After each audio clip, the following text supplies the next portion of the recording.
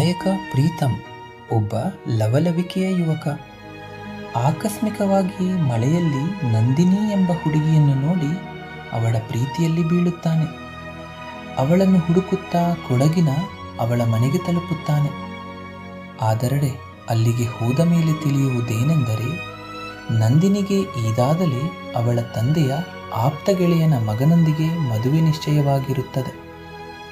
ತನ್ನ ಪ್ರೀತಿಗಿಂತ ನಂದಿನಿಯ ಸಂತೋಷ ಮತ್ತು ಅವಳ ತಂದೆಯ ಗೌರವ ಮುಖ್ಯವೆಂದು ಭಾವಿಸುವ ಪ್ರೀತಮ್ ತನ್ನ ನೋವನ್ನು ಮನಸ್ಸಿನಲ್ಲೇ ಇಟ್ಟುಕೊಂಡು ಅವಳ ದೇವದಾಸ. ಪ್ರೀತಮ್ನ ಪ್ರೀತಿಯ ಮೂಲದ ಹೆಸರು ದೇವದಾಸ. ಇದು ಚಿತ್ರದ ಭಾವನಾತ್ಮಕ ಅಂಶಗಳಲ್ಲಿ ಪ್ರಮುಖ ಪಾತ್ರ ವಹಿಸುತ್ತದೆ. ವಿಭಿನ್ನ ಅಂತ್ಯ. ಸಾಮಾನ್ಯ ಸಿನಿಮಾಗಳಂತೆ ನಾಯಕ ನಾಯಕಿ ಒಂದಾಗುವ ಬದಲು ಇದು ವಾಸ್ತವಕ್ಕೆ ಹತ್ತಿರವಾದ ತ್ಯಾಗ ಮತ್ತು ವಿರಹದ ಹಾದಿಯಲ್ಲಿ ಕೊನೆಯಾಗುತ್ತದೆ.